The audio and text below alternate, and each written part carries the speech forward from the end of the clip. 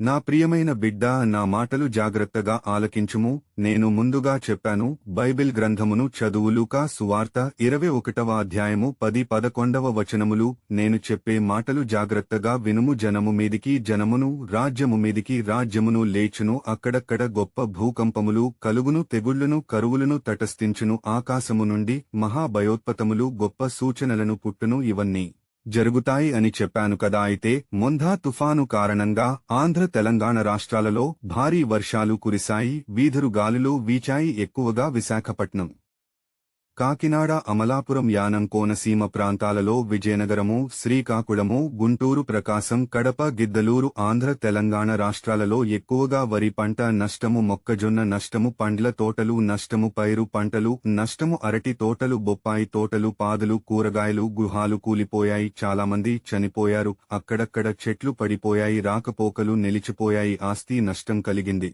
వాగులు, చెరువులు, సముద్రాలు, ఎర్ర కాలువలు, పిల్ల కాలవలు అన్ని పొంగాయి. గ్రామాల్లో కూడా నీరు జలమలమయ్యాయి. ఇవన్నీ నేను చూస్తున్నాను. మీకు సహాయం అందేలా అన్ని విధాలుగా ప్రభుత్వం వారిని ప్రేరేపిస్తున్నాను. వారు మీకు సహాయం చేస్తారు అంటే సహాయము చేసిది నేనే అని నువ్వు గుర్తుంచుకో. ఇవన్నీ జరుగుతున్నాయి అంటే నేను త్వరలో రానేయున్నాను కాబట్టి నీవు సిద్ధపడి ఉంటావని ఈ సూచనలు నీకు తెలియజేస్తున్నాను. దొంగ ఏ గడియలో వస్తాడో మీకు తెలియదు కాబట్టి దొంగ వస్తాడని తెలిస్తే కాపలా పెట్టి జాగ్రత్త పడతావు. కాబట్టి దొంగ ఏ గడియలో వస్తాడో నీకు తెలియదు. అలాగే నేను ఏ గడియలో వస్తానో నీకు తెలియదు కాబట్టి అబద్ధం ఆడకుము, దొంగతనము చేయకుము, ఎదుటివానిది ఆశించకుము, నరహత్య చేయకుము, విశ్రాంతి దినమును ఆచరించుము, తల్లిదండ్రులను గౌరవించుము, నేను తప్ప వేరొక దేవుని పూజింపకుము, నేనే నిజమైన దేవుడునని, సృష్టికర్తనని నీవు గుర్తిరిగి చెడు కార్యాలకు దూరముగా ఉండుము. అసూయ, ద్వేషము, స్వార్థము, కక్షలు, పగలు, కామతత్వము, చెడు అభిప్రాయాలు